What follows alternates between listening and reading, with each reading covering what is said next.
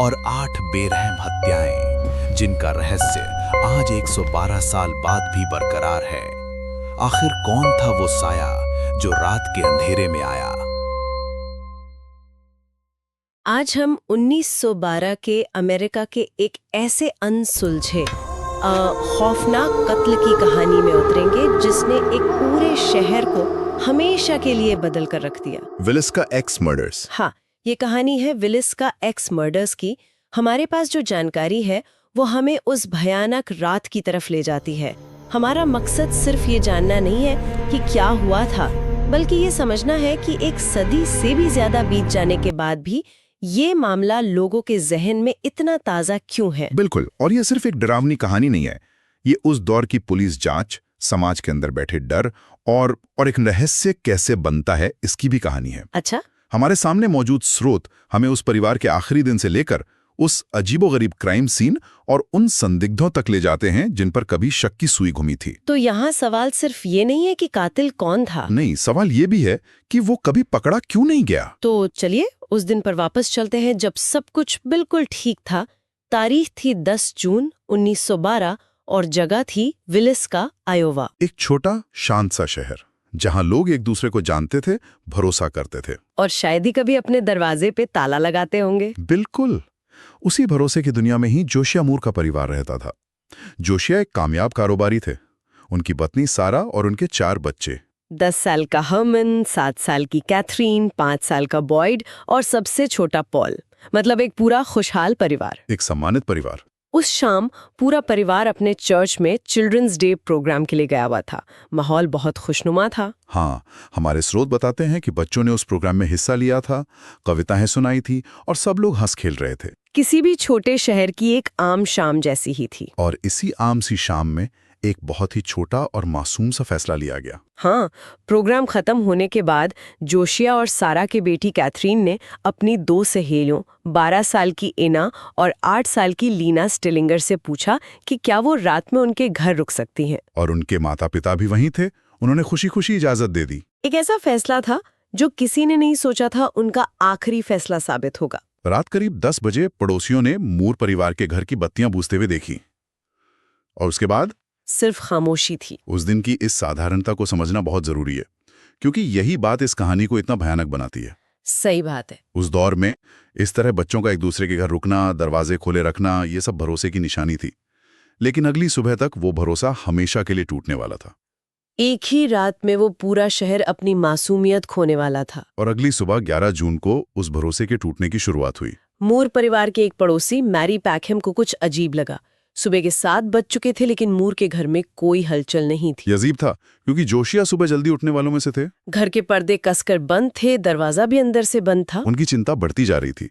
उन्होंने मूर के घर फोन किया, लेकिन जब 8 बजे तक घर में मौत जैसा सन्नाटा पसरा रहा तो उन्होंने जोशिया के भाई रॉस मूर को फोन किया। रॉस अपनी चाबियों का गुच्छा लेकर आए। उन्होंने दरवाजे पर दस्तक दी, आवाज लगाई, कोई जवाब नहीं। फिर उन्होंने अपनी चाबी से दरवाजा खोला और जो मंजर उन्होंने अंदर देखा वो शायद उनकी जिंदगी का सबसे भयानक मंजर था। निचली मंजिल के गेस्ट रूम में बिस्तर पर इना और लीना स्टिलिंगर की खून से लथपथ लाशें थीं। वो सदमे में थे। उन्होंने तुरंत बाकी लोगों को बुलाया, लेकिन वो कांपते हुए ऊपरी मंजिल की तरफ भी गए। और वहां मंजर और भी खौफनाक था। अपने कमरे में जोशिया और सारा अपने बिस्तर में मृत पड़े थे और दूसरे कमरे में उनके 4 बच्चे भी अपने अपने बिस्तरों में मृत थे। 8 लोग, जिनमें 6 बच्चे थे। 8 लोग। और जिस तरीके से उन्हें मारा गया था वो बहुत ही वहशियाना था। हाँ, स्रोत इस बात पर जोर देते हैं कि कुल्हाड़ी से चेहरे इतनी बेरहमी से कुचले गए थे कि उनकी पहचान करना नामुमकिन था। मतलब लोगों ने उन्हें सिर्फ उनके कपड़ों से पहचाना। ये कल्पना करना भी मुश्किल है। और यहीं पर इस मामले की जांच की सबसे बड़ी और पहली गलती हुई। अच्छा। जैसे ही खबर शहर में फैली, सैकड़ों की भीड़ उस घर में घुस आई। लोग उस खौफनाक मंजर को अपनी आंखों से देखना चाहते थे। स्रोत बताता है कि लोग सबूतों को नष्ट करते हुए पूरे क्राइम सीन में घूम रहे थे, चीजों को छू रहे थे, हिला रहे थे। क्या मतलब कोई रोक टोक नहीं थी? कोई नहीं। यहाँ तक कि कुछ लोग यादगार के तौर पर दरवाजे के चौखट के टुकड़े तक उखाड़ कर ले गए। ये तो मतलब पूरा का पूरा क्राइम सीन ही खराब हो गया। पूरी तरह से। 1912 में फोरेंसिक विज्ञान बहुत नया था। फिंगरप्रिंटिंग जैसी तकनीकें थीं, लेकिन उनका इस्तेमाल आम नहीं था। आज तो किसी क्राइम सीन पर तुरंत टेप लग जाता है। बिल्कुल, कोई अंदर नहीं जा सकता।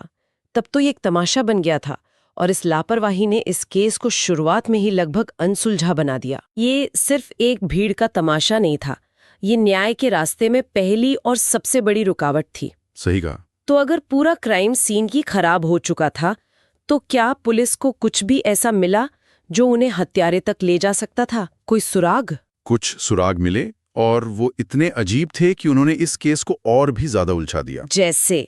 सबसे पहली और सबसे अजीब बात थी घर के शीशे। घर में जितने भी शीशे थे, आईने थे, उन्हें कपड़ों से या चादरों से ढक दिया गया था। ये कितना अजीब है, इसका क्या मतलब हो सकता है? मनोवैज्ञानिक तौर पे ये बहुत कुछ कहता है। एक थियरी ये है कि हत्यारा अपनी ही शक्ल, अपना ही अक्स नहीं देखना चाहता था। शायद उसे अपने किए पर शर्म या घिन आ रही थी, या कोई अंधविश्वास। हाँ, दूसरी थियरी ये है कि ये किसी पुराने अंधविश्वास से जुड़ा हो सकता है कि मरने वाले की आत्मा शीशे में कैद हो जाती है। वजह जो भी हो, ये एक बहुत ही अजीब हरकत थी। और भी कुछ था, है ना? हाँ, रसोई में एक कटोरा मिला जो खून से भरा हुआ था। क्या? 8 लोगों का कत्ल करने के बाद बहुत इत्मीनान से अपने हाथ धोए। ये शीशे ढकने वाली बात से बिल्कुल उल्टा है। बिल्कुल। शीशे ढकना डर या शर्म दिखाता है, और शांति से हाथ धोना ये दिखाता है कि हत्यारा बिल्कुल भी घबराया हुआ नहीं था। वो बहुत शांत और मेथोडिकल था। 1 मिनट, शीशे ढके हुए, खून से हाथ धोना, और वो बेकन का टुकड़ा। मैंने पढ़ा कि फर्श पर 4 पाउंड बेकन का एक खुला टुकड़ा भी पड़ा था। हाँ, इन सब का आपस में क्या ताल्लुक हो सकता है? ये तो किसी फिल्म की कहानी लग रही है। और यही इस केस की सबसे बड़ी पहेली है। बेकन का टुकड़ा आज तक एक रहस्य है। उसका वहां होने का कोई मतलब समझ नहीं आता। क्या हत्यारा भूखा था? क्या ये कोई अजीब रस्म थी? कोई नहीं जानता। और हथियार? सबसे डरावनी बात यह थी कि हत्या के लिए इस्तेमाल किया गया हथियार जोशिया मूर की अपनी ही कुल्हाड़ी थी, जिसे हत्यारे ने घर के पिछवाड़े से उठाया था। तो मतलब वो खाली हाथ आया था? ऐसा ही लगता है। पुलिस का यही मानना था कि वो शायद पहले से ही घर की अटारी या किसी अलमारी में छिपकर सबके सो जाने का इंतजार करा था। ये विचार ही बहुत खौफनाक है। हाँ, कि एक परिवार अपने घर में सो रहा है और उन्हें पता भी नहीं कि कोई अजनबी उनके साथ उसी छत के नीचे अंधेरे में इंतजार कर रहा है। जब सुराग इतने अजीब और बिखरे हुए हों, तो शक किस पर जाएगा? जाहिर है जांच का पूरा जोर संदिग्धों पर आ गया होगा। और यहाँ से जांच 3 अलग-अलग दिशाओं में बढ़ गई। और मजे की बात यह है कि ये तीनों दिशाएं उस समाज के 3 सबसे बड़े डरों को दिखाती हैं। कौन से 3 डर? पहला डर था बाहरी आदमी का, दूसरा डर था अपने ही बीच के दुश्मन का, और तीसरा डर था एक अनजान बेचेहरा कातिल का। तो पहले संदिग्ध से शुरू करते हैं, जो बाहरी आदमी के डर को दिखाता है, रेवरेंड जॉर्ज कैली। हाँ, कैली एक घुमक्कड़ पादरी था जिसकी मानसिक हालत को लेकर कई सवाल थे। वो हत्या की रात विलिस्का में था। हाँ, और अगले दिन सुबह सुबह ही शहर छोड़कर चला गया। सबसे अजीब बात यह है कि उसने बाद में कई बार लोगों के सामने और पुलिस के सामने भी अपना जुर्म कबूल किया।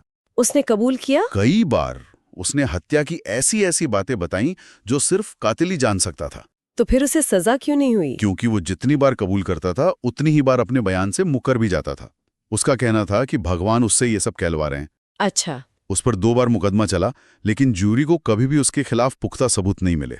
उसका कबूलनामा बहुत मजबूत था, लेकिन उसकी मानसिक हालत की वजह से उस पर भरोसा नहीं किया जा सका। उसे दोनों बार छोड़ दिया गया। हाँ, ठीक है, तो ये था पागल बाहरी व्यक्ति का एंगल। अब आते हैं अंदर के दुश्मन पर। दूसरा संदिग्ध था Frank F Jones. Frank Jones, शहर का एक बहुत ताकतवर आदमी, एक स्टेट सेनेटर। और जोशिया मूर से उसकी क्या दुश्मनी थी? जोशिया मूर पहले उसी के लिए काम करते थे, लेकिन फिर उन्होंने अपनी खुद की खेती के औजारों की कंपनी खोल ली और जोन्स के सबसे बड़े कॉम्पिटिटर बन गए। व्यावसायिक दुश्मनी? हाँ, पर यह सिर्फ बिजनेस की दुश्मनी नहीं थी। हमारे स्रोत बताते हैं कि इसमें व्यक्तिगत अपमान और अफवाहें भी शामिल थी। किस तरह की अफवाहें? ऐसी बातें थी कि जोशिया का जोन्स की बहू के साथ अफेयर था। ये सिर्फ अफवाहें थी, लेकिन एक छोटे शहर में ऐसी बातें आग की तरह फैलती हैं। सही बात है। जोन्स जैसे ताकतवर आदमी के लिए ये सिर्फ पैसे का नहीं, इज्जत का भी सवाल बन गया होगा। शक था कि उसने किसी को पैसे देकर यह हत्या करवाई है, लेकिन ये सिर्फ एक थ्योरी बनकर रह गई। इसे कभी साबित नहीं किया जा सका। बिल्कुल। और तीसरा शक, वो तो उस जमाने के हिसाब से और भी ज्यादा डरावना है। एक ऐसा कातिल जिसका शहर से कोई लेना देना ही ना हो। William Mansfield. बिल्कुल, मैन्सफील्ड पर शक था कि वो एक सीरियल किलर है।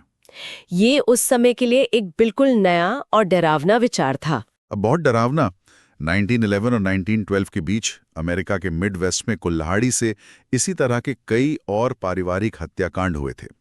कोलोराडो, कैंसस, इलिनॉय, सब जगह पैटर्न एक जैसा था। क्या पैटर्न था? पूरे परिवार को सोते हुए कुल्हाड़ी से मार दिया जाता था और क्राइम सीन पर कुछ अजीब हरकतें की जाती थी। तो क्या ये संभव है कि एक ही इंसान ट्रेन से एक शहर से दूसरे शहर जाकर इन हत्याओं को अंजाम दे रहा था? यही सबसे बड़ी और खौफनाक संभावना थी। ये अज्ञात चेहरा विहीन सीरियल किलर का खौफ था। रेलवे लाइनों के फैलने से दुनिया छोटी हो रही थी, लेकिन इसका एक अंधेरा पहलू भी था कि कोई भी कहीं से भी आ सकता था, अपना काम कर सकता था और अगली ट्रेन पकड़कर गायब हो सकता था। मैन्सफील्ड पर शक गहराया, लेकिन उसके खिलाफ भी कभी कोई ठोस सबूत नहीं मिला। तो नतीजा ये हुआ कि 112 साल बाद भी ये केस अनसुलझा है। 8 लोगों की बेरहमी से हत्या कर दी गई और किसी को कभी सजा नहीं मिली। न्याय कभी नहीं हुआ। और शायद इसी अनसुलझे रहस्य ने इस कहानी को और उस घर को आज तक जिंदा रखा है। बिल्कुल। आज वो घर विलिस्का में अब भी खड़ा है, लेकिन अब वो मूर परिवार का घर नहीं है। अब वो एक म्यूजियम है, एक टूरिस्ट स्पॉट। हाँ, लोग पैसे देकर वहां रात बिताने जाते हैं, उस खौफ को महसूस करने के लिए, जिसे डार्क टूरिज्म कहते हैं। हाँ, इंसान हमेशा से अनजान और खौफनाक चीजों की तरफ आकर्षित होता रहा है। और हमारे स्रोत बताते हैं कि कई लोगों ने वहां अजीबोगरीब अनुभव होने का दावा किया है। बच्चों के रोने की आवाजें सुनना, अलमारी के दरवाजों का अपने आप खोलना और बंद होना, परछाइयां देखना। एक आदमी तो इतना डर गया था कि उसने खुद को चाकू मार लिया था। तो ये सवाल उठता है कि क्या वो आत्माएं आज भी न्याय का इंतजार कर रही हैं? देखिए, ये केस आज भी इसलिए प्रासंगिक है क्योंकि इसमें एक परफेक्ट रहस्य की सारी बातें हैं। एक पूरे परिवार की क्रूर हत्या जिसमें बच्चे भी शामिल थे, क्राइम सीन की अजीब और परेशान करने वाली बातें, और कोई नतीजा न निकलना। इन सब ने मिलकर इसे एक अमर अमेरिकी रहस्य बना दिया है। वो घर अब सिर्फ एक घर नहीं है, वो एक स्मारक बन गया है, ना सिर्फ उन पीड़ितों का बल्कि उन अनसुलझे सवालों का भी। यहाँ सिर्फ पीड़ितों की आत्माएं नहीं भटकती, बल्कि वो सवाल भी भटकते हैं कि किसने किया और क्यों किया। तो इन सब का क्या मतलब है? हमारे पास एक खुशहाल परिवार है जिसका एक ही रात में अंत हो गया। हमारे पास हैरान करने वाले सुरागों से भरा एक क्राइम सीन है, ढके हुए शीशे, खून का कटोरा, बेकन का टुकड़ा। और हमारे पास ऐसे संदिग्ध हैं जिन पर कभी दोष साबित नहीं हो सका। इसका मतलब तो यही है कि कुछ रहस्य शायद कभी नहीं सुलझते और कुछ अंधेरे हमेशा कायम रहते हैं। स्रोत का समापन एक बहुत ही गहरी पंक्ति से होता है जो कहती